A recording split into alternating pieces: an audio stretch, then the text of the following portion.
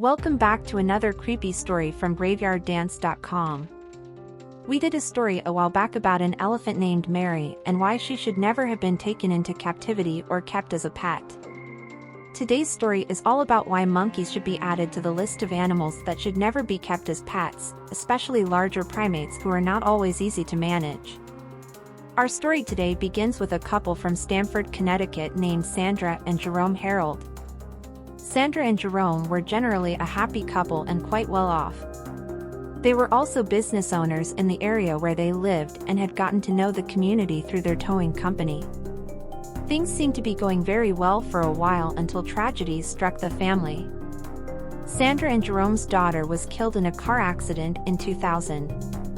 Grief-stricken, the couple, who had always loved taking care of their daughter and enjoyed a close-knit family, now found themselves with an empty home and nowhere to direct their love. That's when Sandra heard about a primate sanctuary in Festus, Missouri called the Murder Chimpanzee Sanctuary. The baby monkey they had traveled all the way for was only 3 days old when they arrived to pick him up. He was adopted for a mere $50,000. Its mother had recently died after being shot during a bizarre escape involving the mother chimp and 2 others. After escaping and running down the road, they encountered some teenagers who were out with their dog. The monkeys apparently started chasing the teens and attacked the dog, prompting one of the young men to pull out a weapon to defend himself, his friends, and their pet Susie, as the pet was called, was shot and killed, which resulted in the young man being convicted of animal cruelty and serving a month in jail. Whether the conviction was fair or not was unclear to many, as opinions on the case were divided. What was clear was that the apple didn't fall far from the tree, as the young baby monkey would later go on to commit one of the most savage attacks ever recorded among primates. Sandra and Jerome took the baby monkey home when he was just 3 days old. They bottle-fed him and treated him as if he were their own child. To them, he was exactly that, and they loved him as if he were human. They named him Travis, after their favorite country artist, Travis Tritt. If Tritt had known at the time, he probably would have gotten a chuckle out of his namesake, but he definitely wouldn't be laughing if he had any idea of the horror that was to come. As Travis grew up, he was very well trained. Many of the Harold's family and friends would often say that Travis behaved better than most children. He learned to dress himself, water the houseplants, and even use keys to unlock the door when the family returned home. He would even sit at the table and eat breakfast and dinner with the family. He was truly a smart and intelligent monkey. Things were starting to look up again for the family. Travis even began to go on towing runs with them and had become something of a mascot for the company. People everywhere loved him. As his popularity grew, so did offers for him to appear in the public eye. Travis even appeared on several TV shows and was featured in a Pepsi commercial. As the attention grew on him, he started showing signs of anxiety, and he began to get temperamental. One day, while he was on a ride with Jerome in the company truck, a mean-spirited teenager saw him and threw a soda can at him, yelling through the window. Travis did not take it well at all. He jumped out of the window and started to chase the teenager, which almost became a repeat of what happened to his mother. The police were called, and they managed to get him into the car, only for Travis to escape and chase the officers around.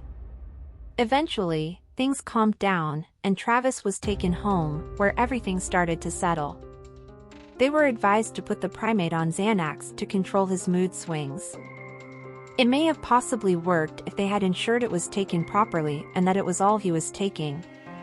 Sadly, they had started to allow Travis to drink alcohol, which he took with his medicine.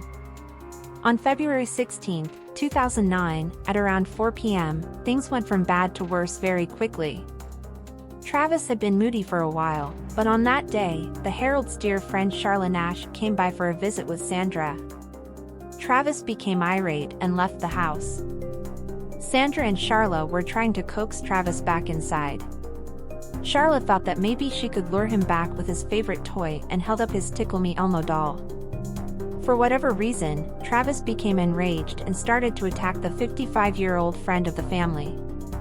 It was incredibly brutal. He bit off her hands, started biting off huge pieces of her face, and beat her with whatever he could find. He even ripped out her eyes and completely tore her entire face off. Sandra did everything she could to get Travis off her friend, but nothing was working. She finally did what would kill any parent. She grabbed a knife and started to stab the crazed ape. Luckily, the monkey didn't turn on his mother. The stabbing only angered him more, and he was eventually shot by police outside his home. Sandra was eventually able to call 911. The emergency operator couldn't believe what she was hearing was real, but found out soon enough that it tragically was. Charla was rushed to the hospital, and after several teams of surgeons worked on her, many of them had to seek counseling after witnessing what they had seen.